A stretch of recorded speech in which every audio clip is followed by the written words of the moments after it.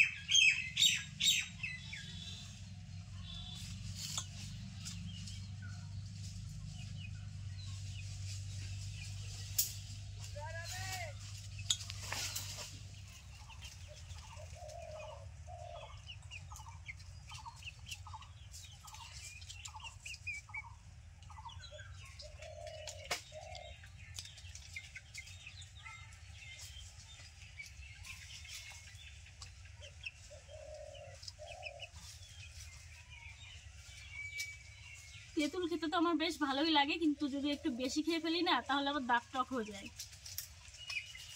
তেঁতুল সবারই প্রিয় হয়, কিন্তু আমি অতটা বেশি ভালো খাই না।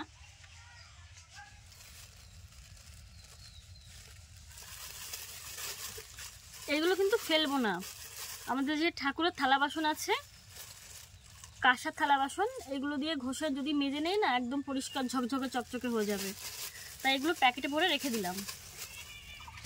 দেখো অনেকটা তেঁতুলই হয়েছে কিন্তু 500 গ্রাম তেঁতুল থেকে, আর কিছুটা ফেলে দিয়েছি, একটু খারাপ ছিল, পচা ছিল, সেখান থেকে ফেলে দিয়েছি। হ্যাঁ দেই। তো দেখো এখন জল দিয়ে ধুয়ে নেব।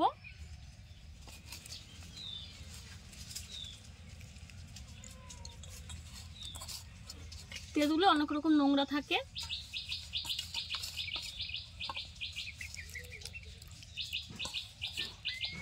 তাই একটু ধুয়ে নিলাম।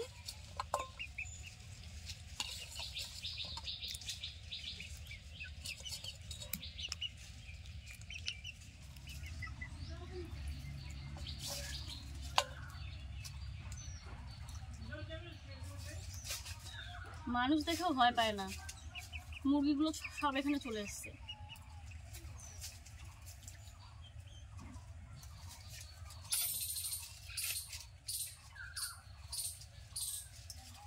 এত পরিষ্কার করে বাছিলাম তাও রয়েছে।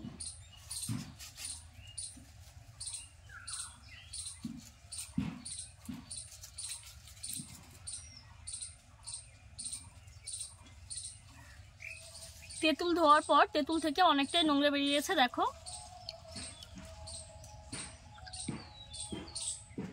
তো জলটা ফেলে দেব। লবণ,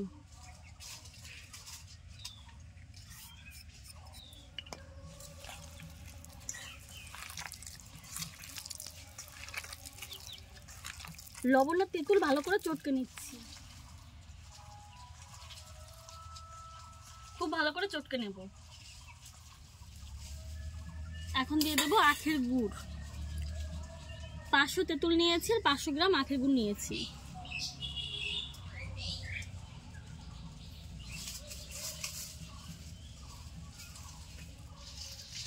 গুড়টা দিয়ে ভালো করে চটকে নেব। আমি আখের গুড় দিয়ে এই তেঁতুলের আচারটা করছি, তোমরা চাইলে কিন্তু চিনি দিয়েও করতে পারো, কিন্তু বেশি ভালো হয় এই আখের গুড় দিয়ে করলেই।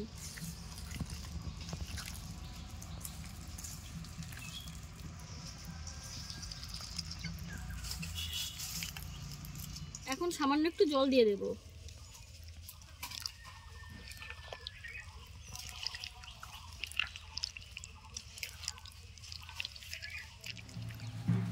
তেঁতুলগুলো জল, লবণ আর গুড় দিয়ে ভালো করে চটকে নিয়েছি। এই দেখো কত সুন্দর হয়েছে। আর এখন এই যে উনুন ধরিয়ে কড়াই বসিয়ে দিয়েছি, কড়াইটা গরম হয়ে গেছে। কড়াইতে দিয়ে দেবো এখন শুকনো লঙ্কা, জিরে, ধনিয়া আর মৌরি। তো দেখো সব কিছু নিয়ে নিয়েছি। তো আগে শুকনো লঙ্কা ধনিয়াটা দেবো। এই যে শুকনো লঙ্কা,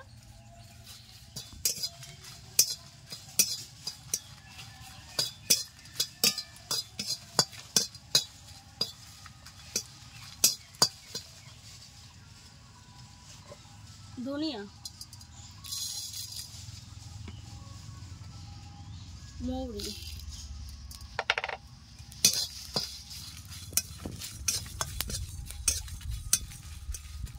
জিরে,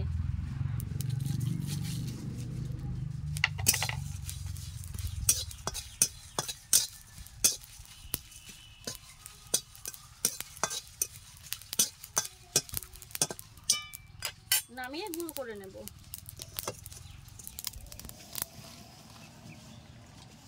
দিয়ে দিচ্ছি সরিষার তেল,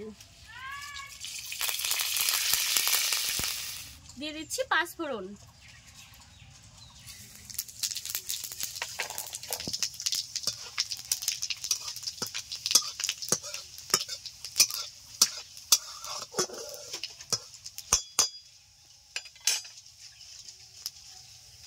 এখন তেঁতুল দিয়ে দিচ্ছি।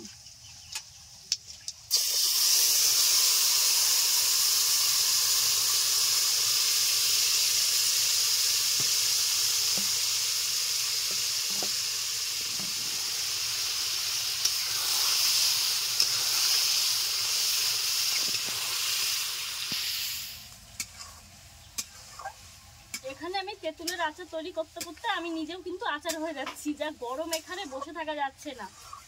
আর একটু সকালে রান্নাটা করে নিতে হবে। আর দেখো এই বাটিটাতে ছিল, গামলা বাটিটাতে, তো আমি আরেকটু জল দিয়ে দিয়েছি, একটু ধুয়ে জলটুকু দিয়ে দেবো।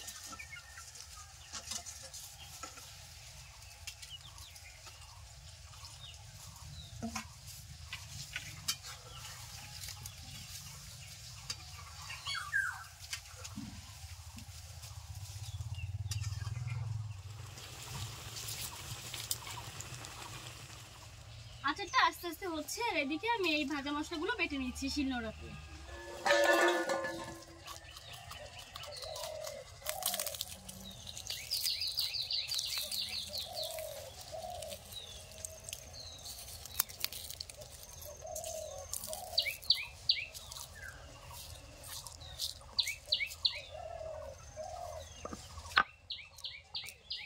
ভিজে রয়ে গেছে রে।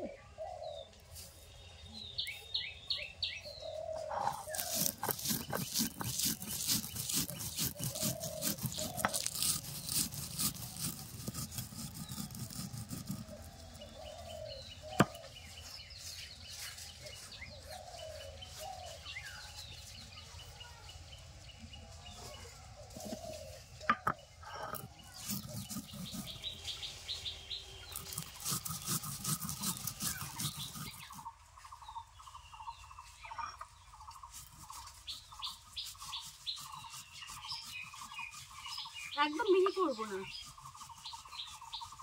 একটু গোটা গোটাই রাখবো, যখন আচার খাবো একটু মুখে পড়বে, বেশ লাগবে।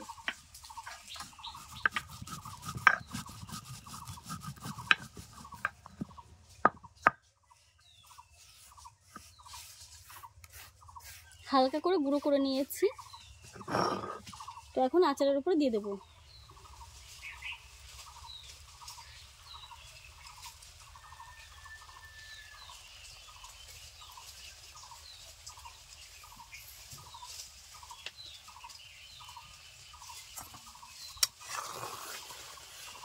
সবকিছু দিয়ে ভালো করে মিশিয়ে নিচ্ছি।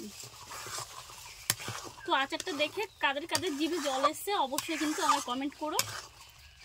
আর তোমরা যদি পারফেক্টভাবে একদম আচার তৈরি করতে চাও তাহলে আমার এই রেসিপিটাকে ফলো করে করো, খুবই ভালো হবে। ভাজা মশলা দেওয়ার পর আরও 2 মিনিট আমি নেড়ে চেড়ে নিয়েছি। তো দেখো আচারটা একদম পারফেক্টভাবে তৈরি হয়ে গেছে। তো চলো আমি এখন নামিয়ে নিচ্ছি।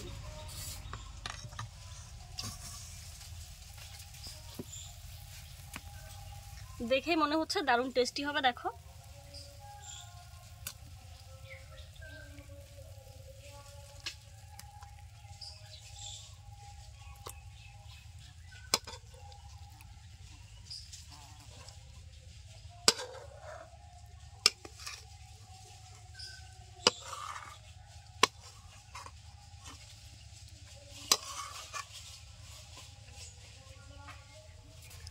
আচারটা নামিয়ে নিয়েছি, উপরে একটু ভাজা মশলা ছড়িয়ে দিলাম।